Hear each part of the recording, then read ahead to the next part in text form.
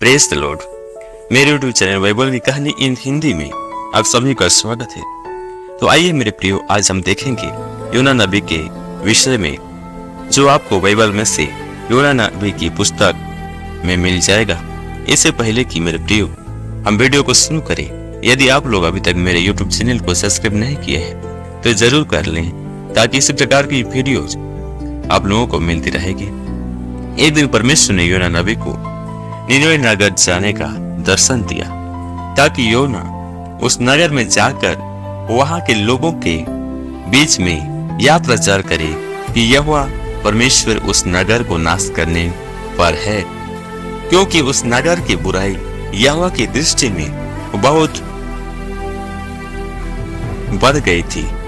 निनवे के लोग परमेश्वर की दृष्टि में पापी थे, लेकिन परमेश्वर फिर भी उन्हें एक मौका देना चाहता था, ताकि वे अपने बुरे मार्गों से मन फिरा लें। परंतु ऐसा हुआ कि जब योना को परमेश्वर ने निनवे नगर जाने को कहा, तो वह तर्शीश को भाग गया और परमेश्वर की आज्ञा नहीं मानी, और उसने निनवे नगर न जाकर एक जहाज में तर्शीश को जाने लगा। तब योना तर्शीश की ओर यात्रा कर रहा था, तो समुद्र में एक बहुत ही भयंकर तूफान आया, जिसे उस जहाज के साथी लोग घबरा गए और अपने अपने देवता को पुकारने लगे।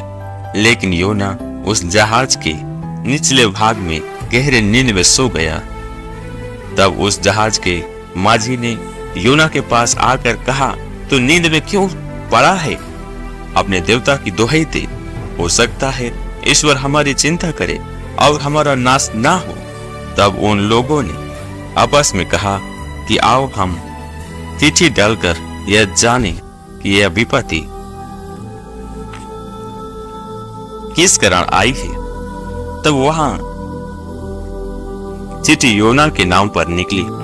तब उन्होंने उससे कहा कि यह विपत्ति हम पर क्यों पड़ी है? तू कौन है और कहां से आया है?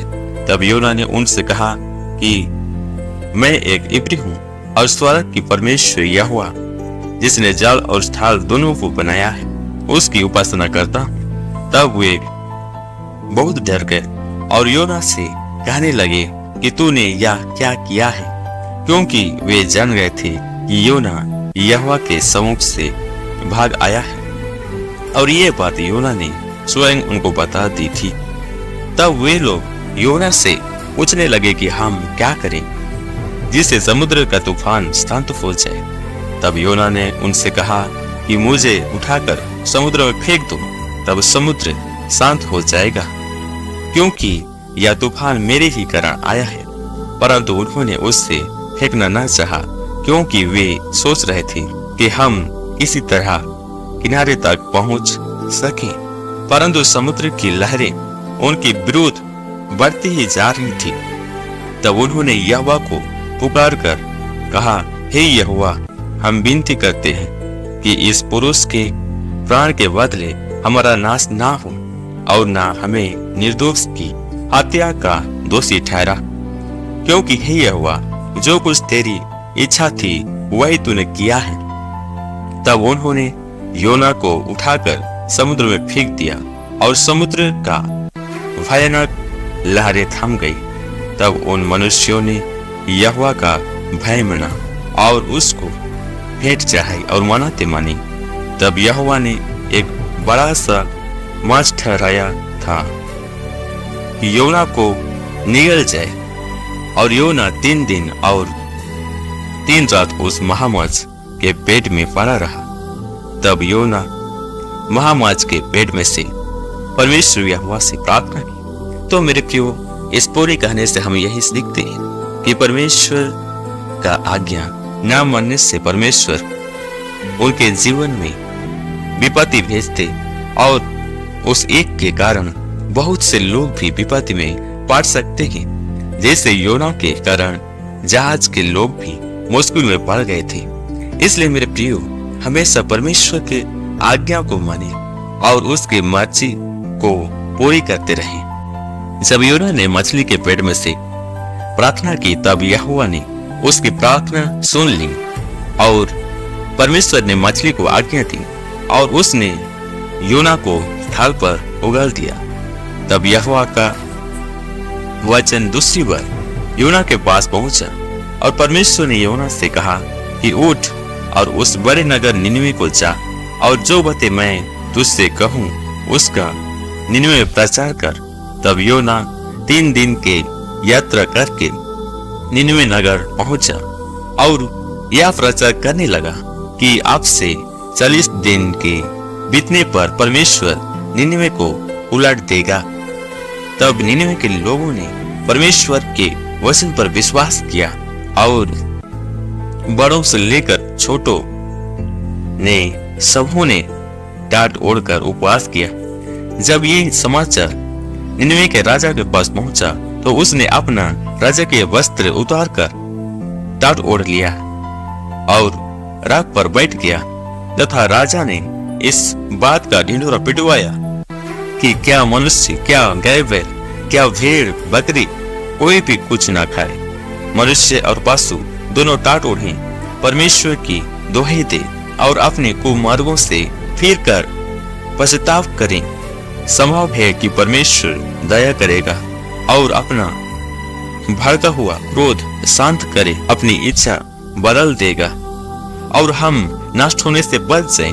जब परमेश्वर ने उनके कामों को देखा कि वे कुमार से फिर रहे हैं तब परमेश्वर ने अपनी इच्छा बदल दी और उस नगर का नाश नहीं किया। जब योना ने यह साफ देखा तब क्रोधित हो उठा और यहोवा से यह कहकर प्रार्थना करने लगा कि जब मैं अपने देश में था तब क्या मैं यही बात न कहता था। इसी कारण मैंने तेरी आज्ञा सुनने ही से तर्शीश को भाग गया था, क्योंकि मैं जानता हूँ कि तू अनुग्रहकारी और दयालु परमेश्वर है और विलंब से कोप करने वाला करुणा निधान है और दुख देने से प्रसन्न नहीं होता। इसलिए अब हे यहोवा मेरा प्राण ले ले, क्योंकि मेरे लिए जीवित रहने से मर जाना भला है। तब यहोवा ने उससे कहा, तेरा जो क्रोध भड़का है क्या वो उचित है? तब योना उस नगर से निकलकर पूरब की ओर जाकर बैठ गया और वहां एक छप्पर बनाकर यह देखने लगा कि उस नगर का अब क्या होता है। तब यहोवा परमेश्वर ने रेड़ का एक पेड़ उगाकर ऐसा बढ़ाया कि योना के सिर पर छाया, जिससे उसका दुख दूर हो। तब योना उस पेड़ के कारण बहुत ही आनंदित हुआ। अगले दिन जब सवेरे पौ फाटने लगा तब परमेश्वर ने एक कीड़े भेजा जिसने उस रेड़ के पेड़ को ऐसा काटा कि वो सूख गया। जब सूर्य उगा तब परमेश्वर ने पूर्वी बहाकर लू चलाई और धूप योना के सिर पर ऐसी लगी कि वह मूर्छित होने लगा। तब उसने फिर परमेश्वर से मृत्यु मांगी। तब परमेश्वर ने योना से कहा कि तेरा जो क्रोध रेड़ के पेड़ के कारण भड़का है क्या वह उचित है? तब योना ने कहा, हाँ, मेरा जो क्रोध भड़का है वह उचित ही है, वरन मेरा मरना भी अच्छा ही होता। तब यहोवा ने योना से कहा कि देख, इस रेड़ के पेड़ के लिए ना तो तूने परिश्रम किया ना उसको बढ़ाया, जो एक ही रात में हुआ और एक ही रात में नाश हो गया। उस पर तूने तरस खाया। फिर ये नगर जिसमें 1,20,000 से अधिक मनुष्य रहते हैं, जो अपने दाएं बाएं हाथों का भेद नहीं पहचानते और बहुत से घरेलू पशु भी उसमें रहते हैं, क्या मैं उस पर तरस ना खाऊं? तो मेरे प्रियो, इस पूरी कहानी में प्रभु हमें यही बताते हैं कि परमेश्वर सबको प्यार करते हैं और नहीं चाहते कि कोई नष्ट हो, क्योंकि वह तरस खाने वाला परमेश्वर है। सबका जीवन में भलाई को देखना उनका इच्छा है, लेकिन किसी को बचाने के लिए परमेश्वर को एक व्यक्ति चाहिए। जैसे यहाँ निनवे को बचाने के लिए परमेश्वर ने योना को इस्तेमाल किया। आज वो व्यक्ति आप हैं। मेरे प्रियो, निश्चय प्रभु का सुसमाचार को बताएं, ताकि आपके द्वारा दूसरे लोग भी आशीष का भागीदार हो जाएं। आमीन।